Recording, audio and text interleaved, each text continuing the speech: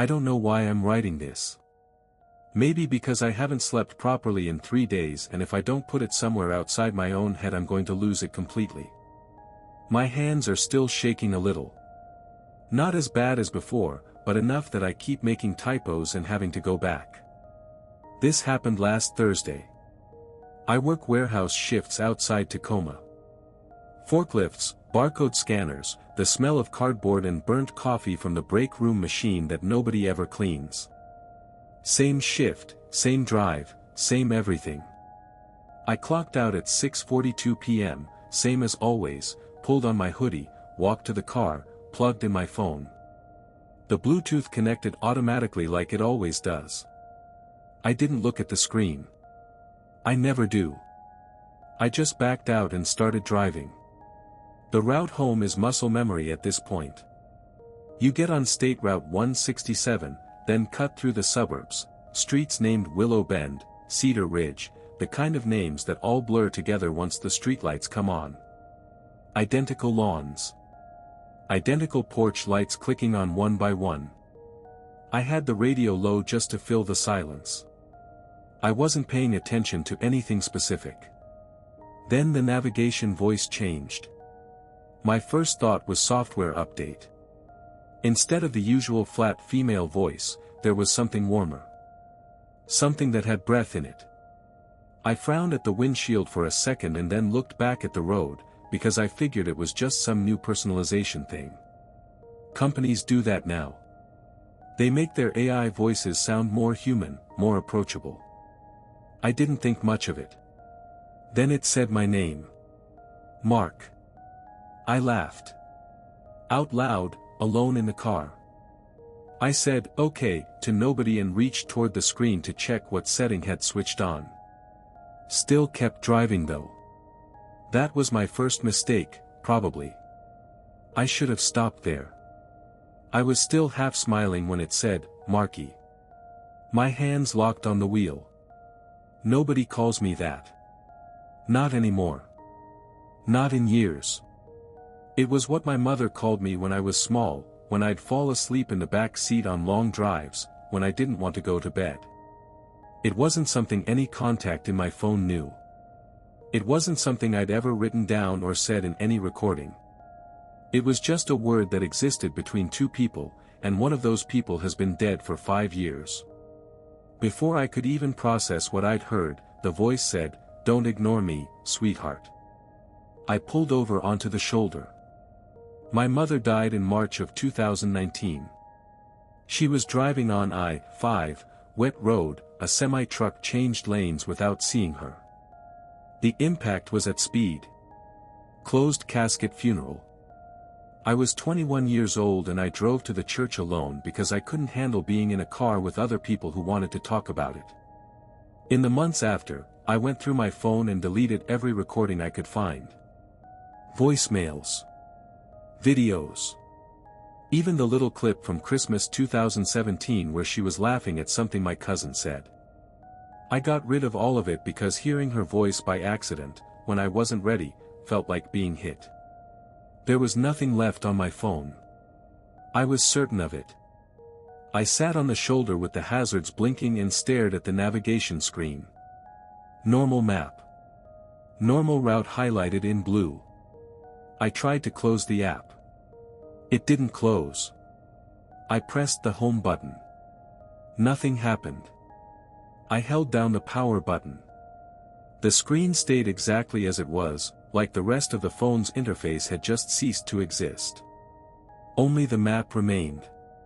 Only the GPS. Then she spoke again. "Why did you stop?" "This isn't funny," I said out loud. My voice came out steadier than I expected. There was a pause.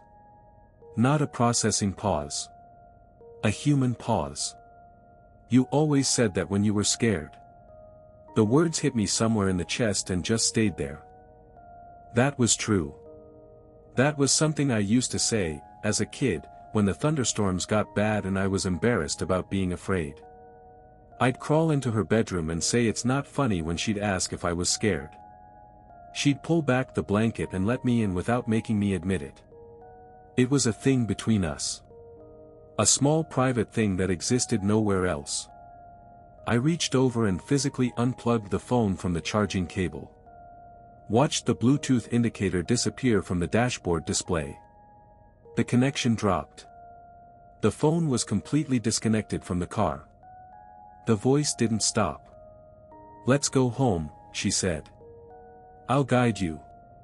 I need to say this clearly, I know I should have gotten out of the car. I know that's what any rational person would have done. You put the car in park, you get out, you stand on the sidewalk in the cold and you call someone and you do not get back in until you figure out what is happening. I know that. I've thought about it 100 times since. But I also need to try to explain what it felt like from inside that moment, because it wasn't just fear. It was something else underneath the fear. Something older. She sounded exactly right. Not close. Not similar. Exactly right. The cadence, the specific softness she had when she wasn't asking anything of you, just talking. I hadn't heard that in 5 years and something in my chest just collapsed toward it like it had been waiting. I pressed the gas. She sighed, a small, relieved sound, and said, "Good boy. I missed you, Marky." The road looked completely normal. Suburban lights, empty sidewalks, a couple of kids on bikes half a block ahead.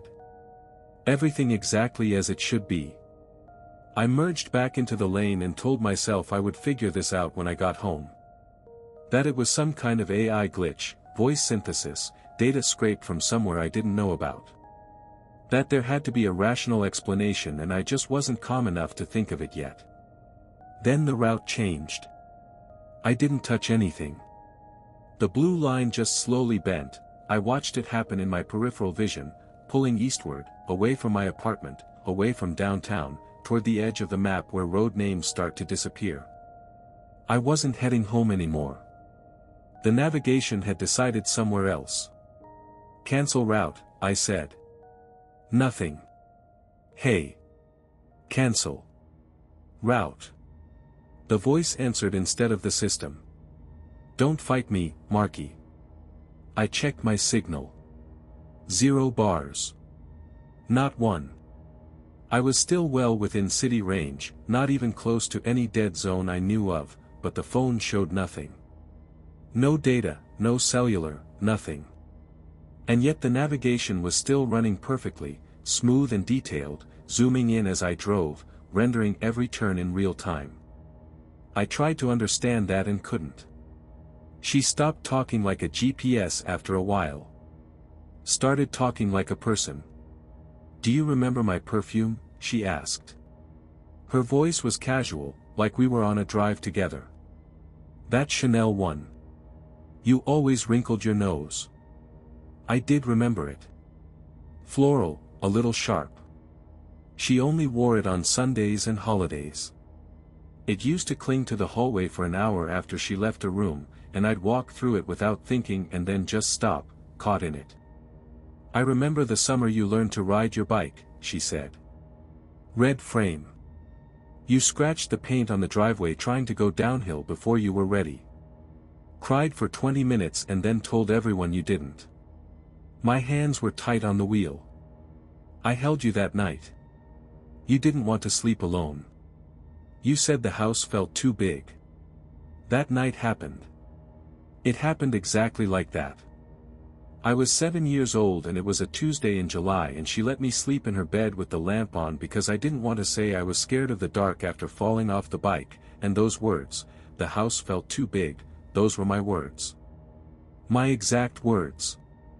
Not hers. Where is that in any data? I said out loud. My voice was shaking now.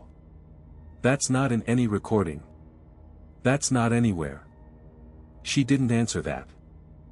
My hands are cold, she said instead. Softer. Almost fragile. It's so cold where I am, Marky. Something in me pulled toward that, this horrible reflexive wanting to help, and something else in me slammed the door against it. This is synthetic, I said. This is voice modeling. This is data aggregation. It pulled something, some recording I forgot about, some. I'm doing this so you won't get lost, she said quietly. Then she started to cry. Not a dramatic cry. A real one.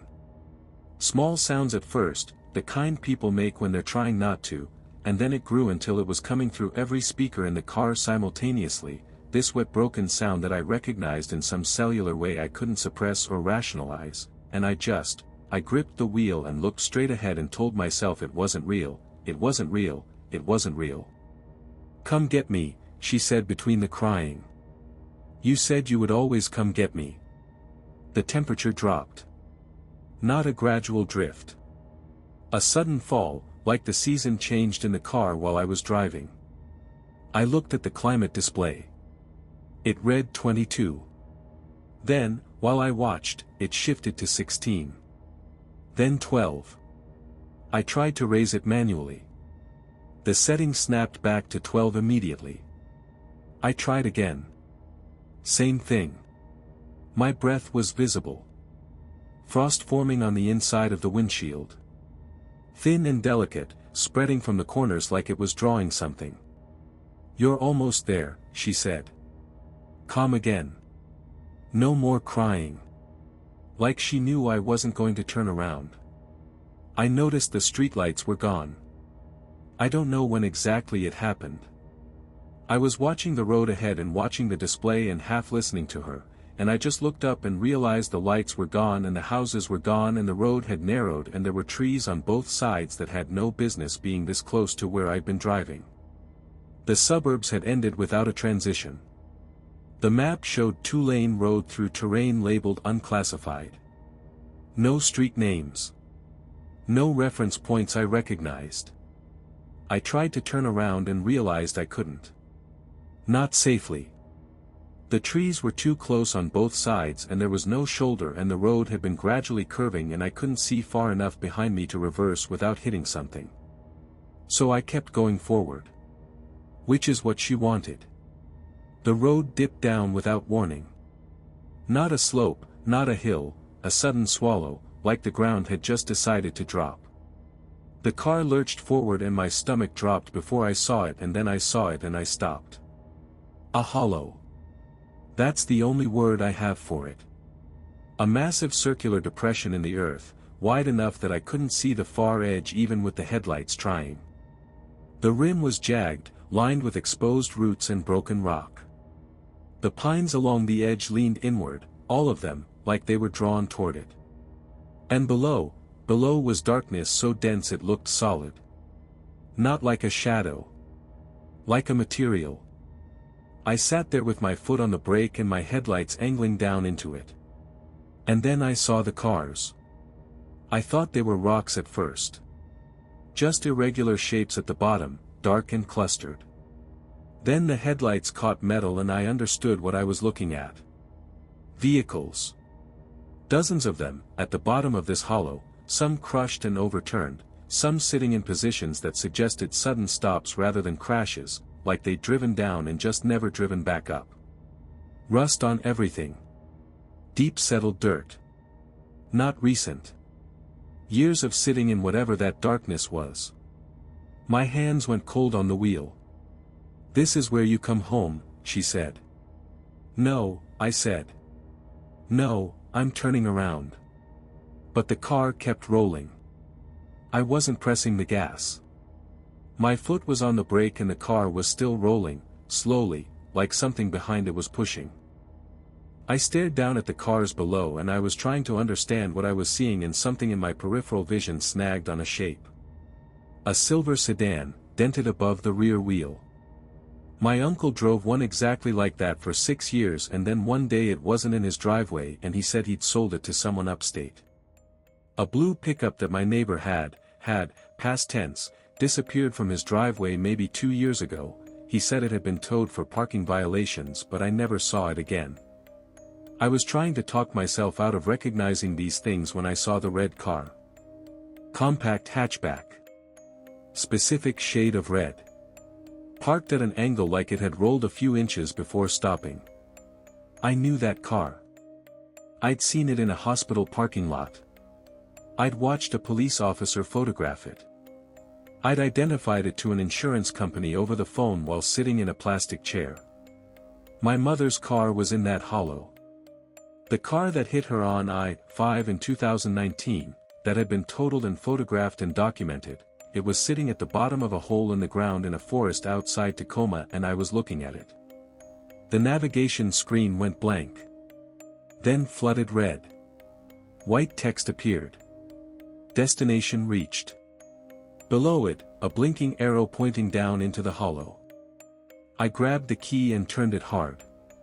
The engine surged instead of cutting, RPM spiked like something had grabbed the throttle, and the car rolled another foot toward the edge.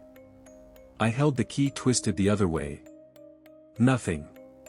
I tried the door handle. Locked. Wouldn't open. Window button. Nothing. Every control I reached for either did nothing or made it worse, and the edge of the hollow was maybe 6 feet away and I could feel the front wheels on loose gravel now. Just step on the gas, Marky.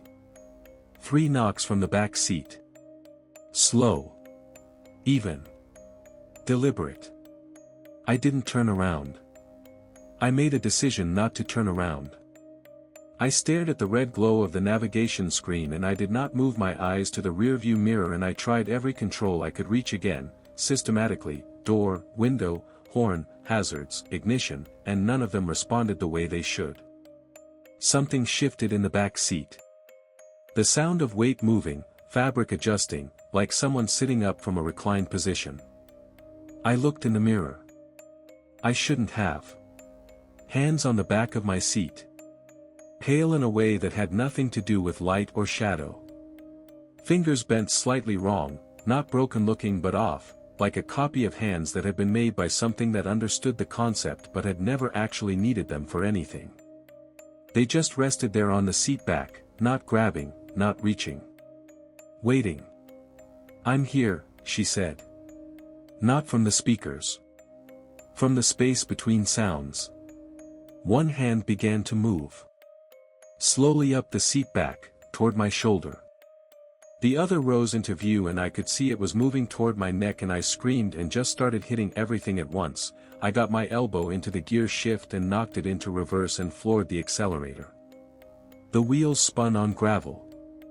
The car pulled backward and I felt resistance, actual physical resistance, like something had a grip on the front of the car, and then it released and the car shot backward and I kept my foot down and reversed in a straight line for probably 100 feet before I hit the tree line with the back bumper.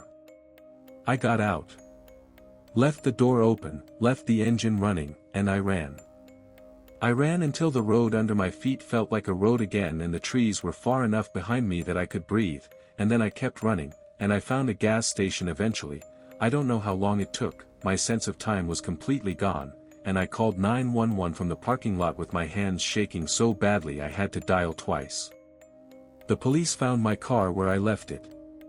Engine running, door open, no damage. They said there was nothing unusual about the scene. They were polite about it. One of them asked if I'd been drinking, which was fair. 2 of them went back in daylight to look for the hollow.